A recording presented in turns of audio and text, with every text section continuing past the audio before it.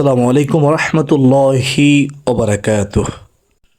তাহাজ্জুদ নামাজের সময় দোয়া কবুলের উত্তম সময় আজ বুধবার রাতে আপনারা আশুরা রোজা রাখার নিয়তে সেহরি খাবেন। ওই গুরুত্বপূর্ণ সময়ে দোয়া কবুলের উত্তম সময়ে আপনারা তাহাজ্জুদ নামাজ আদায় করে তিনটি আমল করতে ভুলবেন না। এ তিনটি আমল করে ওই দোয়া কবুলের উত্তম সময়ে আপনি আল্লাহ তাআলার কাছে দোয়া করলে আল্লাহ দোয়া কবুল করবেন। 2 নম্বর পুরস্কার, আপনার জীবনের যৌবনের সগীরা কবিরা জানা অজানা সমস্ত গুনাহ আল্লাহ ক্ষমা করে দিবেন, সুবহানাল্লাহ। 3 নম্বর পুরস্কার হচ্ছে আপনার অভাব দূর হয়ে যাবে, সংসারে চতুর্দিক থেকে নেয়ামত রিজিক আসতেই থাকবে ইনশাআল্লাহ। 4 নম্বর পুরস্কার হচ্ছে আপনার বিপদ আল্লাহ দূর করে দিবেন। 5 নম্বর পুরস্কার হচ্ছে তাহাজ্জুদ নামাজ পড়ে আজ ভোররাতে সেহরি খাওয়ার সময় 3টি আমল করলে আল্লাহ আপনার সকল সমস্যার সমাধান করবেন ইনশাআল্লাহ। ও মহিলা মা বোনেরা, আজ বুধবার ভোররাতে আশুরার রোজা রাখার নিয়তে আপনারা 2 রাকাত তাহাজ্জুদ নামাজ পড়ে এ 3টি আমল করে দোয়া করুন। তো আপনারা যদি জানতে চান তাহলে মনোযোগ দিয়ে শুনতে হবে। প্রথমে আশুরা রোজার সংক্ষিপ্ত নিয়ম শুনেন। আজ বুধবার ভোর রাতে আপনারা আশুরার রোজা রাখার নিয়তে সেহরি খাবেন। আগামীকাল বৃহস্পতিবার 9 মুহররম 25শে জুন আপনারা রোজা রাখবেন একটি। তারপরে বৃহস্পতিবার ভোর রাতে সেহরি খেয়ে ওই সময়ে আপনি নিয়ত করবেন আশুরা রোজা রাখার। তো তারপরে জুমার দিন আপনি আশুরার রোজা রাখবেন। এই মোট 2টি রোজা রাখার চেষ্টা করবেন। কেন 2টি রাখবেন? কারণ ইহুদিরা 10 মুহররম আশুরার দিনের গুরুত্ব দেয়, এই আশুরার দিনে রোজা রাখে। তাই নবীজি সাল্লাল্লাহু আলাইহি ওয়াসাল্লাম ইহুদিদের বিরোধিতা করার জন্য 2টি রোজা রাখার কথা বলেছেন, একটি রোজাকে অপছন্দ করেছেন। তো আমরা 9 মুহররম বৃহস্পতিবার এবং 10 মুহররম শুক্রবার 2টি রোজা রাখার চেষ্টা করব। যদিও নফল রোজা, কিন্তু অনেক দামি, এর ফজিলত অনেক। নবীজি সাল্লাল্লাহু আলাইহি ওয়াসাল্লাম আশুরার রোজা জীবদ্দশায় কখনো ছেড়ে দেননি, মক্কা জীবনেও ছেড়ে দেননি, মদিনা হিজরত করেও এই রোজা নবীজি সাল্লাল্লাহু আলাইহি ওয়াসাল্লাম পালন করেছেন। রমজান মাসের পরে সবচেয়ে উত্তম মাস হচ্ছে মুহররম মাস। মুহররম মাসের রোজা, মুহররম মাসের মধ্যে দিনের হিসেবে সবচেয়ে উত্তম দিন হচ্ছে আশুরার দিন। আশুরার দিনে আল্লাহ এই পৃথিবী সৃষ্টি করেছেন, আশুরার দিনে আল্লাহ আবার এই পৃথিবী ধ্বংস করবেন। 10 মুহররম আশুরার দিনে আল্লাহ অসংখ্য নবী রাসূলকে বিপদ থেকে হেফাজত করেছেন। হযরত ইউনুস পয়গম্বরকে মাছের পেট থেকে এই বিপদ থেকে উদ্ধার করেছিলেন যেই দিন, সেই দিনই হচ্ছে আশুরার দিন 10 মুহররম। সুবহানাল্লাহ। হযরত আয়ুব নবী, হযরত আয়ুব আলাইহিস সালাম দীর্ঘদিন অসুস্থতায় কষ্ট পাচ্ছিলেন। আল্লাহ যেই দিন হযরত আয়ুব আলাইহিস সালামকে সুস্থ করেছেন, সেই দিনটি হচ্ছে আশুরার দিন 10 মুহররম। সুবহানাল্লাহ। হযরত আদম আলাইহিস সালামকে আল্লাহ একটি ভুলের কারণে এই পৃথিবীর মধ্যে যেদিন পাঠিয়েছেন, সেই দিনও হচ্ছে আশুরার দিন 10 মুহররম। আবার হযরত আদম আলাইহিস সালাম ও হযরত হাওয়া আলাইহিস সালামের তওবা কবুল করে আল্লাহ আরাফার ময়দানে যেদিন একত্রিত করেছেন, সেই দিনটি হচ্ছে আশুরা দিন 10 মুহররম। সুবহানাল্লাহ। প্রিয় দিনী ভাই ও বোনেরা, আশুরা দিন হজরত মূসা আলাইহিস সালামকে আল্লাহ ফেরাউনের কবল থেকে মুক্তি দিয়েছেন, আর ফেরাউনকে আল্লাহ ধ্বংস করেছেন। ফেরাউন সহ তার দলবল সহ আল্লাহ লোহিত সাগরের মধ্যে ডুবে মেরেছেন। তাই তো ইহুদিরা আল্লাহ শুকরিয়া আদায়ে এই মুহররম আশুরার রোজা রাখে। হযরত মূসা আলাইহিস সালামও আশুরা রোজা রাখতেন। তো আমরা আশুরা দিনে অবহেলা করব না, আশুরা রোজা রাখার চেষ্টা করব ইনশাআল্লাহ। নবীজি সাল্লাল্লাহু আলাইহি ওয়াসাল্লাম বলেন, আমি আশাবাদী যে ব্যক্তি আশুরার রোজা পালন করবে, বিগত 1 বছরের গুনাহ আল্লাহ ক্ষমা করে দিবেন একটি রোজা পালন করলে। তো আমরা ইহুদের বিরোধিতা করার জন্য 2টি রোজা রাখবো ইনশাআল্লাহ। আজ বুধবার ভোর রাতে আমরা সেহরি খাবো, তারপরে আমরা বৃহস্পতিবার 1টি রোজা, শুক্রবার 1টি রোজা, মোট 2টি নফল রোজা রাখবো ইনশাআল্লাহ।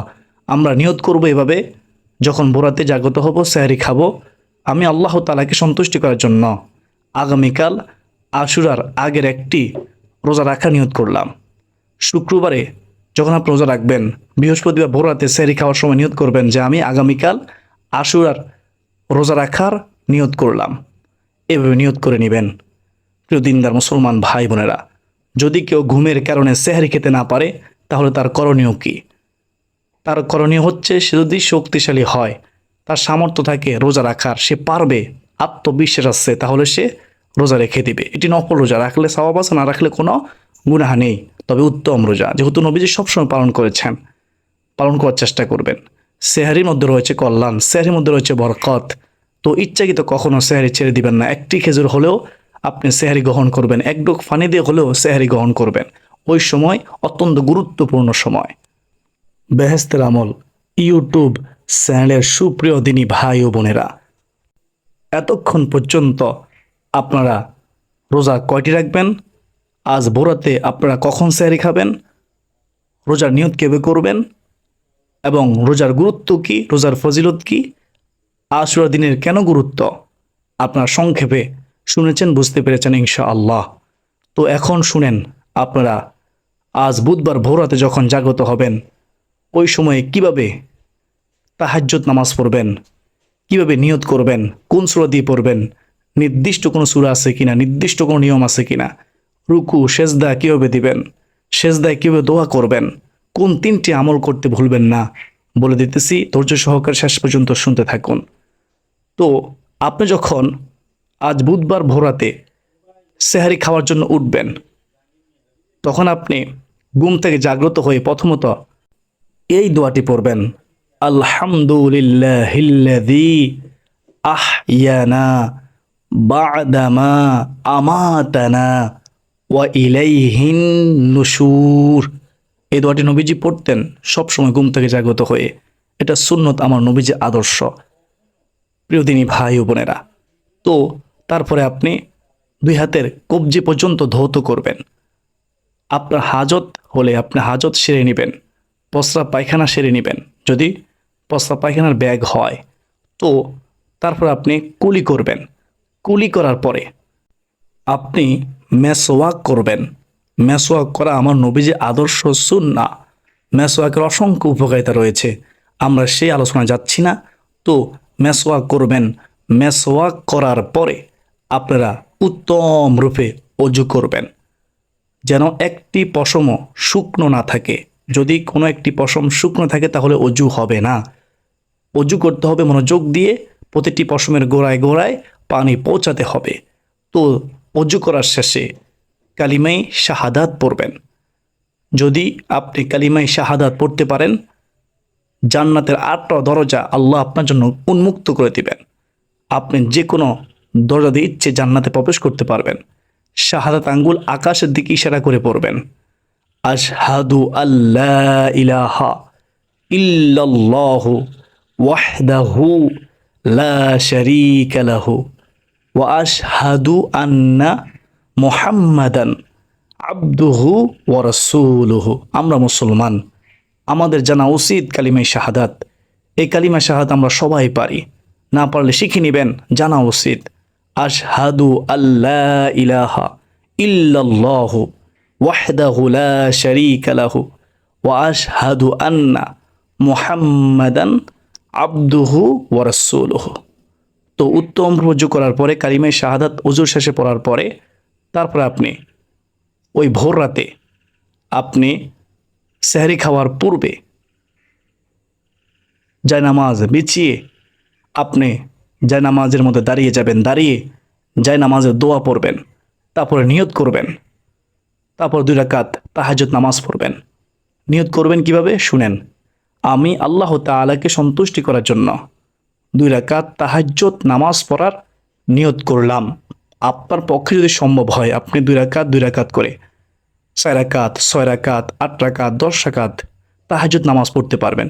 তবে আমি বলবো আপনার অবশ্যই আজ বুধবার ভোরাতে সেহরি খেতে উঠলে আপনি 2 রাকাত কম পক্ষে হলেও তাহাজ্জুদ নামাজ আদায় করবেন, তারপরে এই 3টি আমল করবেন। বেহেশতের আমল ইউটিউব চ্যানেলের সুপ্রিয় দিনী ভাই বোনেরা, তো নিয়ত আমি বলে দিয়েছি, নিয়তটি আবারও বলতেছি, এভাবে নিয়ত করে নামাজ পড়বেন 2 রাকাত তাহাজ্জুদ নামাজ। আমি আল্লাহ তাআলাকে সন্তুষ্টি করার জন্য 2 রাকাত তাহাজ্জুদ নামাজ পড়ার নিয়ত করলাম, আল্লাহু আকবার। এভাবে নিয়ত করে কেরাত পড়ে রুকু করে সেজদা করে আপনি অবশ্যই খেয়াল রাখবেন 2 সেজদার মাঝখানে সোজা হয়ে বসতে হবে, এটা ওয়াজিব। রুকু থেকে সোজা হয়ে দাঁড়াতে হবে, এটা ওয়াজিব।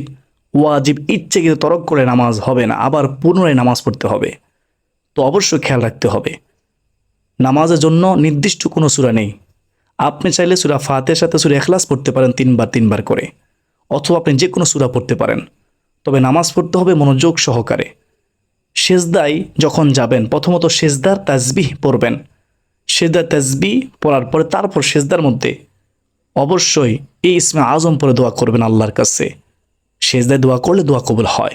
নবীজি সাল্লাল্লাহু আলাইহি ওয়াসাল্লাম বলেছেন, ইয়া যাল জালালি ওয়াল ইকরাম, ইয়া যাল জালালি ওয়াল ইকরাম।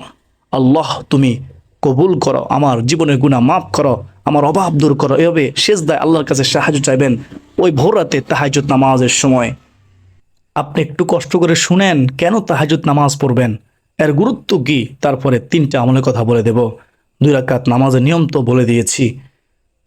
তাহাজ্জুদ নামাজের সময় অত্যন্ত গুরুত্বপূর্ণ সময়, দোয়া কবুলের উত্তম সময়। কেননা হাদিসের মধ্যে রয়েছে আল্লাহ তাআলা দুনিয়ার প্রথম আসমানে নেমে আসেন তাহাজ্জুদ নামাজের সময়। আল্লাহ দুনিয়ার নিকটবর্তী আসমানে নেমে এসে দুনিয়াবাসীকে ডাকতে থাকেন, ও দুনিয়াবাসী, কে আছো গুনাহগার, আমি আল্লাহ ক্ষমাশীল, ক্ষমা করতে ভালোবাসি, আমার কাছে ক্ষমা চাও, আমি আল্লাহ এখন তোমাদেরকে ক্ষমা করে দেব। সুবহানাল্লাহ। সারাদিন আমরা আল্লাহর কাছে ক্ষমা চাই, আর আল্লাহ তাহাজ্জুদ নামাজের সময় আমাদেরকে ডাকেন আল্লাহ তাআলার কাছে ক্ষমা চাওয়ার জন্য। সুবহানাল্লাহ। একটু ভেবে দেখুন ওই সময়টা কত গুরুত্বপূর্ণ সময়। হাদিসে মুবারকার মধ্যে রয়েছে আল্লাহ তাআলা ডাকতে থাকেন দুনিয়ার প্রথম আসমানে নেমে এসে, কে আছো অভাবগ্রস্ত, আমার কাছে সাহায্য চাও, আমি তোমার অভাব দূর করে দেব। কে আছো বিপদগ্রস্ত, আমার কাছে সাহায্য চাও, আমি তোমাদের বিপদ দূর করে দেব। কে আছো অসুস্থ, এই মুহূর্তে আমার কাছে সাহায্য চাও, আমি আল্লাহ রহমান তোমার অসুস্থতা দূর করে দেব। সুবহানাল্লাহ।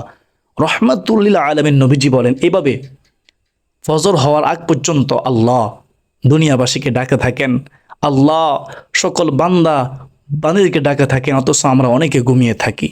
তো আমরা তো ভোরাতে সেহরি খেতে উঠবো, তো কষ্ট করে উত্তম রুজু করে আমরা 2 রাকাত তাহাজ্জুদ নামাজ পড়ে এই 3টি আমল করে আমরা আল্লাহ তাআলার কাছে সাহায্য চাইব ইনশাআল্লাহ।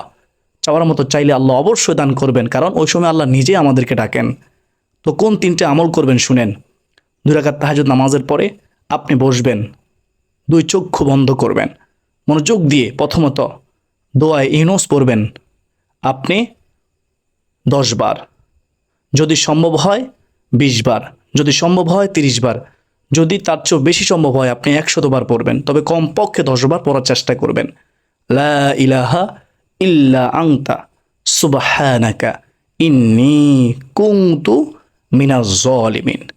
আল্লাহ ওয়াদা করেছেন কি ওয়াদা? আল্লাহ ওয়াদা করেছেন হযরত ইউনূস পয়গম্বরকে যেভাবে মাছের পেট থেকে উদ্ধার করেছেন, ঠিক সেইভাবে যদি কোনো আল্লাহর বান্দা এই দোয়া পড়ে, তাহলে আল্লাহ মুমিনদেরকে উদ্ধার করবেন, বিপদ থেকে উদ্ধার করবেন, তার ডাকে সাড়া দিবেন, তার দোয়া কবুল করবেন। হাদিসের মধ্যে এই দোয়া ইউনূস সম্পর্কে সুসংবাদ দেওয়া আছে। দোয়া ইউনূস পড়ে দোয়া করলে আল্লাহ দোয়া কবুল করেন। রহমাতুল লিল আলামিন নবীজি রাসূলুল্লাহ সাল্লাল্লাহু আলাইহি ওয়াসাল্লাম বলেছেন। তো 1 নম্বরে জানলাম দোয়া ইউনূসের আমল আমরা করব ইনশাআল্লাহ। 2 নম্বর আমলটি হচ্ছে দুরূদ শরীফ পড়বেন। সাল্লাল্লাহু আলাইহি ওয়াসাল্লাম, সাল্লাল্লাহু আলাইহি ওয়াসাল্লাম 100 বার পড়বেন। যদি আপনি দুরূদ ইব্রাহিম পড়েন তাহলে 3 বার পড়লে হয়ে যাবে। আল্লাহুম্মা সাল্লি আলা মুহাম্মাদি ওয়া আলা আলি মুহাম্মাদ কামা সাল্লাইতা আলা ইব্রাহিমা ওয়া আলা আলি ইব্রাহিম ইন্নাকা হামিদুম মাজিদ। আল্লাহুম্মা বারিক আলা মুহাম্মাদি ওয়া আলা আলি মুহাম্মাদ কামা বারাকতা আলা ইব্রাহিমা ওয়া আলা আলি ইব্রাহিম ইন্নাকা হামিদুম মাজিদ। বেহেশতের আমল ইউটিউব চ্যানেলের সুপ্রিয় দিনী ভাই বোনেরা, এ হচ্ছে দুরূদে ইব্রাহিম। এটা আমরা নামাজের শেষ বৈঠকে পড়ে থাকি। উত্তম দুরূদ, এটা আমরা 3 বার পড়ব। যদি ছোট দুরূদ পড়ি তাহলে 100 বার পড়ব। আশা করি বুঝতে পেরেছেন। 2 নম্বর আমল দুরূদের আমল। দুরূদের অসংখ্য ফজিলত রয়েছে, উপকারিতা রয়েছে, আমরা সেই সম্পর্কে আলোচনা করব না। তবে দুরূদের এই ফজিলত মনে রাখবেন, যদি কেউ কোনো দোয়ার আগে অথবা পরে, কোনো আমলের আগে অথবা পরে দুরূদ না পড়ে তাহলে দোয়া কবুল হয় না, ঝুলন্ত অবস্থায় থাকে, এটা অবশ্যই মনে রাখবেন। তো সম্মানের সাথে দুরূদ শরীফ পড়া আমাদের প্রত্যেকের উচিত। তো এখন আমরা জানব 3 নম্বর আমল। 3 নম্বর আমলটি হচ্ছে ইস্তিগফারের আমল। ইস্তিগফারের আমল কখনো বিফলে যায় না, কারণ ইস্তিগফারের আমল সম্পর্কে স্বয়ং আল্লাহ কোরআনের মধ্যে ওয়াদা করেছেন। নবীজি সাল্লাল্লাহু আলাইহি ওয়াসাল্লাম হাদিসের মাধ্যমে সুসংবাদ দিয়েছেন। ইস্তিগফার আমল অত্যন্ত দামি আমল। ইস্তিগফার করতে করতে বান্দা এমন পর্যায়ে চলে যায়, যখন বান্দা আল্লাহর কাছে কিছু চায় আল্লাহ তাকে দান করেন। ইস্তিগফার করার কারণে মুস্তাজাবুদ দাওয়া হয়ে যায়। সুবহানাল্লাহ। ইস্তিগফার সম্পর্কে আল্লাহ ওয়াদা করেছেন জীবনের গুনাহ ক্ষমা করবেন, রিজিক দিবেন, সন্তান দিবেন, উপকারী বৃষ্টি দিবেন, ক্ষমা করবেন, জান্নাত দিবেন, জাহান্নাম থেকে মুক্তি দিবেন, নদী নালা প্রবাহিত করবেন, মাঠের ফসলে বরকত দিবেন। সুবহানাল্লাহ। অসংখ্য উপকারিতা রয়েছে। আমরা ইস্তিগফার আমল সম্পর্কে আর কিছু বলবো না। তো আস্তাগফিরুল্লাহ, আস্তাগফিরুল্লাহ এই তাহাজ্জুদ নামাজের সময়, আজ বুধবার ভোরাতে যখন সেহরি খেতে উঠবেন, আবার যখন বৃহস্পতিবারে আপনি সেহরি খেতে উঠবেন, আপনারা অবশ্যই এই 3টি আমল করার চেষ্টা করবেন। আস্তাগফিরুল্লাহ 3 নম্বর আমল। আস্তাগফিরুল্লাহ, আস্তাগফিরুল্লাহ, আস্তাগফিরুল্লাহ। তো তারপরে আপনি আরও আমল আছে, যদি সম্ভব হয় করবেন, তবে অবশ্যই এভাবে আপনি তারপরে শেষে আপনি মুনাজাত করবেন, দুহাত তুলে আল্লাহ তাআলার কাছে সাহায্য চাইবেন, বলবেন আল্লাহ গো, আমি তাহাজ্জুদ নামাজ পড়েছি রোজার নিয়তে, আল্লাহ আমি উঠেছি তোমাকে খুশি করার জন্য দুরূদ পড়েছি, তোমার বন্ধুকে খুশি করার জন্য দুরূদ পড়েছি, ইস্তিগফার পড়েছি, আল্লাহ দোয়া ইউনূস পড়েছি, তুমি তো ওয়াদা করেছো এগুলো পড়লে তুমি দোয়া কবুল করবা। আর এখন তো তুমি আমাকে ডাকতেছো আমার দোয়া কবুল করার জন্য, আমাকে ক্ষমা করার জন্য। আল্লাহ আমার বিশ্বাস তুমি আমাকে খালি হাতে ফিরে দিবা না। এভাবে আবেগ দিয়ে দোয়া করবেন, আল্লাহ তাআলা অবশ্যই দোয়া কবুল করবে ইনশাআল্লাহ। কারণ আল্লাহ নিজে ডাকেন ওই সময় আমাদেরকে। সবার জন্য দোয়া করবেন, যারা কবর আছে তাদের জন্য দোয়া করবেন, এক অপরের জন্য দোয়া করবেন, যারা অসুস্থ আছে তাদের জন্য দোয়া করবেন, যারা বিদেশে সমস্যা আছে তাদের জন্য দোয়া করবেন। তো আল্লাহ তাআলা আমাকে আপনাকে আমাদের সবাইকে বুঝার, মানার, আশুরার নফল রোজা রাখার, আশুরার রোজা রেখে রোজার আদব রক্ষা করার, ভোরাতে তাহাজ্জুদ নামাজ পড়ে আল্লাহ তাআলার কাছে 3টি আমল করে সাহায্য চাওয়ার তৌফিক দান করুন। সকলে বলি আল্লাহুম্মা আমিন।